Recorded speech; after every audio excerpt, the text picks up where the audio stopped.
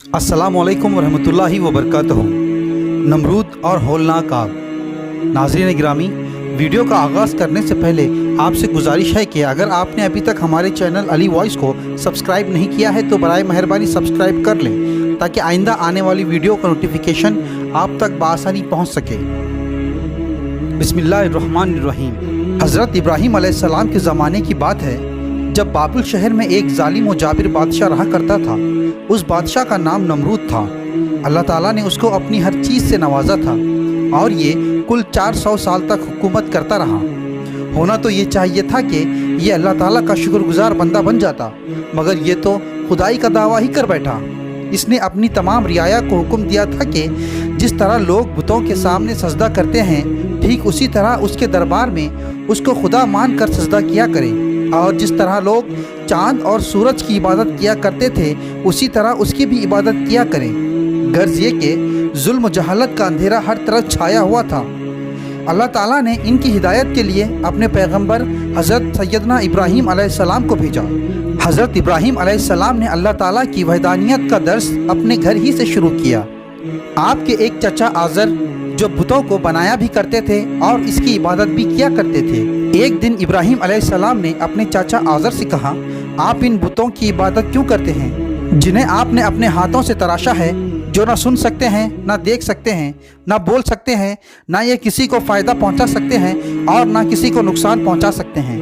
आज़र ने यह सुनकर हज़रत इब्राहीम अलैहिस्सलाम को सख्त बुरा भला कहा, मगर हज़रत इब्राहीम अलैहिस्सलाम इस पर भी सब्र करते रहे। उन्हें दीन की दावत देने के बाद हज़रत इब्राहीम अलैहिस्सलाम बुत परस्तों के पास गए। हज़रत इब्राहीम अलैहिस्सलाम की कौम में कुछ लोग चाँद, सूरज और सितारों की भी इबादत किया करते थे। एक रोज़ आप अलैहिस्सलाम उन सितारा परस्तों की महफिल में तशरीफ़ ले गए ताकि उनको तबलीग कर सके, और उसके लिए आप अलैहिस्सलाम ने एक अनोखा तरीक़ा इख्तियार किया। हुआ यूँ कि रात का वक्त था, आसमान पर सितारे चमक रहे थे। हज़रत इब्राहीम अलैहिस्सलाम ने आसमान पर एक सितारे को देखा तो कहा, क्या तुम इसे मेरा रब कहते हो? लेकिन कुछ देर बाद सितारा छुप गया तो हज़रत इब्राहीम अलैहिस्सलाम बोले, मैं डूब जाने वालों को पसंद नहीं करता और ना ही डूब जाने वाला रब होता है। फिर जब चाँद ने बादलों की ओट से अपना चेहरा निकाला तो आप अलैहिस्सलाम ने चाँद को देखकर कहा, क्या तुम इसे मेरा रब कहते हो? थोड़ी देर बाद चाँद भी छुप गया तो हज़रत इब्राहीम अलैहिस्सलाम ने फरमाया, मैं डूब जाने वालों को पसंद नहीं करता, भला जो खुद डूब जाए क्या वो भी कभी किसी का रब हो सकता है? फिर जब सुबह हुई और सूरज तुलू हुआ तो आप अलैहिस्सलाम ने फरमाया, क्या इसे तुम मेरा रब कहते हो कि ये चाँद सितारों से बड़ा है? लेकिन जब मगरिब के वक्त सूरज भी डूब गया तो हज़रत इब्राहीम अलैहिस्सलाम ने फरमाया, ये मेरा रब नहीं हो सकता, बेशक मेरा रब बाकी रहने वाला है और बहुत ताकतवर है, उस पर कोई गालिब नहीं आ सकता। हज़रत इब्राहीम अलैहिस्सलाम ने उन सितारा परस्तों को उनकी गुमराही से आगाह किया कि ये चाँद और सूरज तो खुद अल्लाह ही की मखलूक है, माबूद तो सिर्फ अल्लाह है और इबादत के लायक सिर्फ अल्लाह ही की ज़ात है। फिर हज़रत इब्राहीम अलैहिस्सलाम अपनी कौम के बुत परस्तों को देखकर हैरान हो गए और अफसोस का इजहार करने लगे कि कैसे ये बुत परस्त लोग अपने ही हाथों से पत्थरों के मुजस्सिमों को तराशते हैं और उन्हीं पत्थरों की इबादत करते हैं। आप अलैहिस्सलाम ने उनसे पूछा कि जब तुम इन बुतों को पुकारते हो तो क्या वो सुनते हैं, या ये तुम्हारे हाथों से बनाए हुए बुत तुमको कोई फ़ायदा पहुंचा सकते हैं? लोगों ने आपकी बातों को गौर से सुना, मगर इन्हें कुछ समझ न आया कि वो क्या जवाब दें, क्योंकि वो जानते थे ये पत्थरों के माबूद ना तो सुन सकते हैं ना ही बोल सकते हैं। वो लोग आपस में एक दूसरे से कहने लगे कि ये इब्राहीम को क्या हो गया है, ये कैसी बातें कर रहा है। हज़रत इब्राहीम अलैहिस्सलाम उनके जवाब के मुंतज़िर थे कि तभी एक शख्स बोला, हम तो कुछ नहीं जानते, हमने तो अपने बाप दादा को इसी तरह करते हुए पाया है। आप अलैहिस्सलाम ने उनको प्यार से हक़ की तरफ बुलाया और दीन की दावत दी। आप अलैहिस्सलाम ने उन लोगों को सबक सिखाने का इरादा किया और तबलीग के लिए आपने एक और हिकमत अमली अपनाई।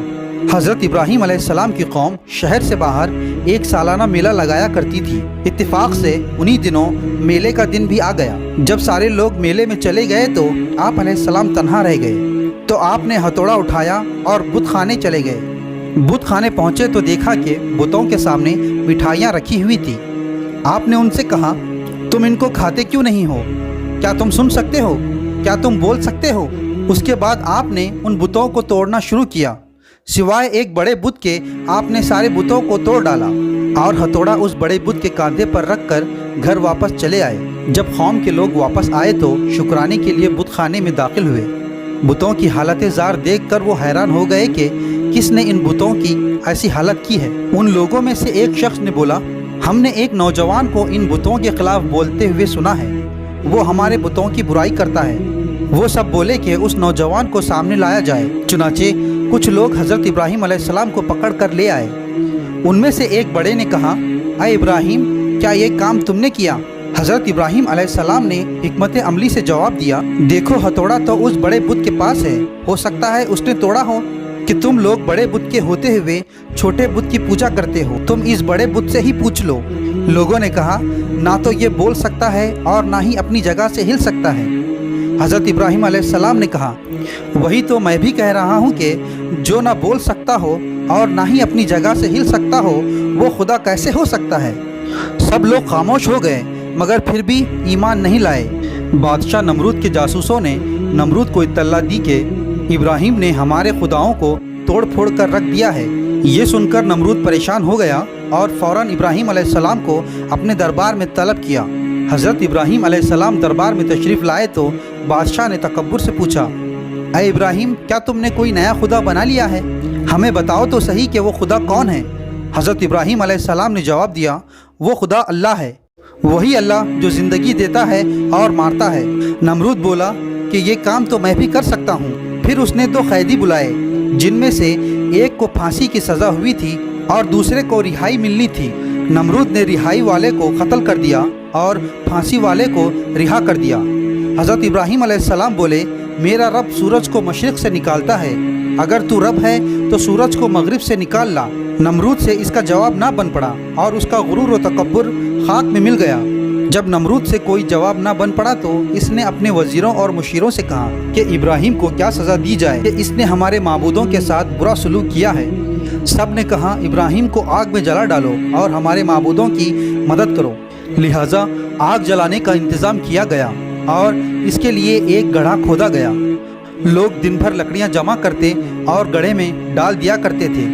जब आग लगाई गई तो इसके शोले इतने बुलंद हो गए कि अगर फिज़ा में कोई परिंदा भी होता तो जलकर कबाब हो जाता। इस जैसी आग जलाई ही नहीं गई। चुनाचे हज़रत इब्राहीम अलैहिस्सलाम को आग में डाल दिया गया, मगर उसी वक्त अल्लाह ताला ने आग को हुक्म दिया कि आए आग, इब्राहीम पर ठंडी हो जा और सलामती वाली बन जा। आग ने अल्लाह के हुक्म की इताअत की और वो ठंडी हो गई। नमरूद अपने महल की छत से सारा नज़ारा देख रहा था कि उसने देखा कि एक खूबसूरत सा बाग है और आप अलैहिस्सलाम बैठे हैं और आपके साथ एक और शख्स भी है। नमरूद ने कहा, अय इब्राहीम, क्या तुम आग से बाहर आ सकते हो? तो हज़रत इब्राहीम अलैहिस्सलाम उठ खड़े हुए और आग से बाहर तशरीफ़ ले आए। जब आप बाहर आ चुके तो नमरूद ने पूछा, ये दूसरा शख्स कौन था जो आपके साथ बैठा था? आप अलैहिस्सलाम ने फरमाया, वो फरिश्ता था जिसे अल्लाह ताला ने मेरे पास भेजा था ताकि मैं उससे उन्स हासिल कर सकूं। नमरूद हैरान रह गया। जब सैयदना इब्राहीम अलैहिस्सलाम आग से सलामती के साथ बाहर निकल आए तो आपने एक मरतबा फिर दीन हक़ की दावत दी, मगर यह कौम ईमान ना ले आई। बल्कि नमरूद ने कहा, अय इब्राहीम, मैं तुम्हें भी कत्ल कर दूंगा और तुम्हारे खुदा को भी। जाओ अपने खुदा से कहो कि वो अपनी फ़ौज ले आए और मैं भी अपनी फ़ौज लाता हूँ। अभी मालूम हो जाएगा कि सबसे बड़ा खुदा कौन है। अल्लाह ताला को उसकी यह गुस्ताखी पसंद ना आई और अल्लाह ताला ने इस कौम पर मच्छर का अजाब भेजा। मच्छरों की ज़्यादती का ये आलम था कि इनसे सूरज छुप जाता और ज़मीन पर धूप ही नहीं पड़ती। मच्छरों ने इनके खून चूस लिए और गोश्त को चाट लिया। सिवाय नमरूद के सबकी हड्डियां ही रह गई थी, मगर नमरूद कुछ कर नहीं सकता था। फिर एक मच्छर नमरूद की नाक के रास्ते से दिमाग में घुस गया और कई साल तक इसका मग़ज़ खाता रहा। जब मच्छर इसको काटता तो ये ज़ोर से एक थप्पड़ मारता और इसको सुकून हासिल होता, लेकिन मुसलसल थप्पड़ मारते मारते इसके हाथ में दर्द हो जाता। उसने खादिमों को हुक्म दिया कि वो उसको थप्पड़ मारा करे, मगर थप्पड़ मारते मारते खादिमों के हाथ में भी दर्द हो जाता। लिहाजा उन्होंने इसके सर पर जूते मारना शुरू किया। जूते खाकर नमरूद को आराम मिलता। लिहाजा अब नमरूद के दरबार का अदब ये बन गया था कि जो कोई दरबार में आता पहले नमरूद के सर पर जूता मारता, फिर आगे की बात कहता। इसी तरह ये जालिम बादशाह नमरूद जूते खाते हुए जिल्लत की मौत मरा। नाज़रीन गिरामी, یہ تھا نمرود کا عبرتناک انجام۔ امید کرتے ہیں کہ آپ کو ویڈیو پسند آئی ہوگی۔ اگر پسند آئی ہے تو لائک کیجئے، شیئر کیجئے اور سبسکرائب کرنا نہ بھولیے۔ اسی کے ساتھ ملتے ہیں اگلی ویڈیو میں، تب تک کے لیے دیجیے اجازت۔ اللہ حافظ۔